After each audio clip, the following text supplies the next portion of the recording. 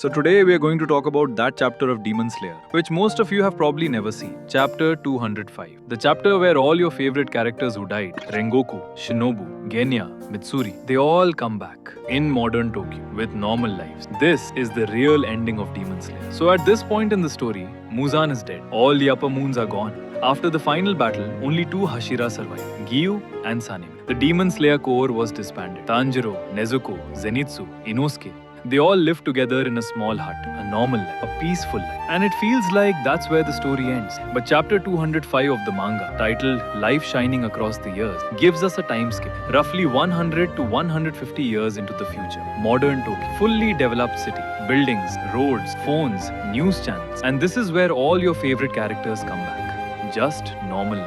The first person we see is a 16-year-old boy named Kanata Kamado, a direct descendant of Tanjiro. He's trying to wake up his younger brother Sumihiko because they're going to be late for school. And the moment you see Sumihiko, you'll recognize him immediately. This boy looks exactly like Tanjiro. Same face, same energy. Kanata is more like Kanao, quiet and disciplined. But Sumihiko, it's like Tanjiro himself came back.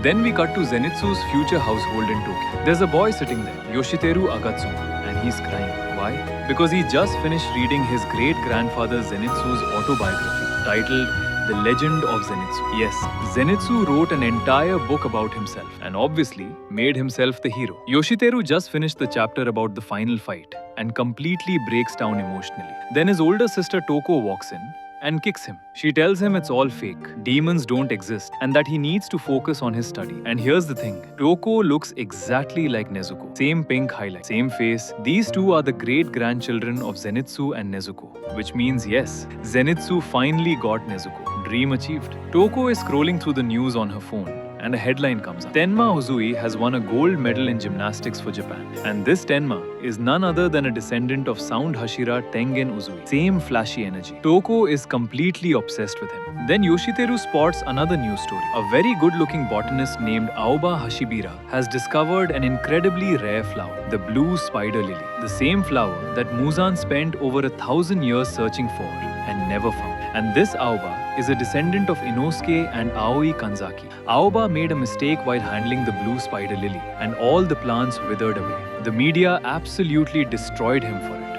And Yoshiteru, looking at the news, thought Aoba was a beautiful girl until Toko told him it's a guy. Yoshiteru's reaction? Exactly like his great-grandfather. Now we're back to Sumihiko. He wakes up, realizes he's extremely late, and immediately jumps out of his apartment window. He starts running towards school by leaping over buildings and rooftops. Pure athlete, pure Tanjiro energy. And along the way, this is where every reincarnation starts revealing itself one by one. First, he runs through a house where two old men are playing shogi. And these two old men are the reincarnations of former Thunder Hashira, Jigoro Kuwajima, and former Water Hashira, Sakonji Urokodaki. Jigoro shouts at Sumihiko, "You run through here every single day. I'm going to complain to your family." Classic.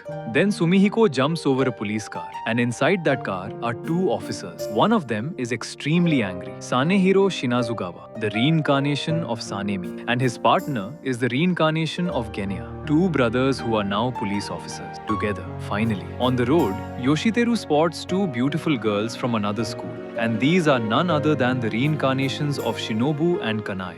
This time they aren't sisters, they are best friends. Further down the road, two little twins appear, being pushed in a stroller. Same blanket, same face. The reincarnations of Muichiro and Yuichiro Tokito.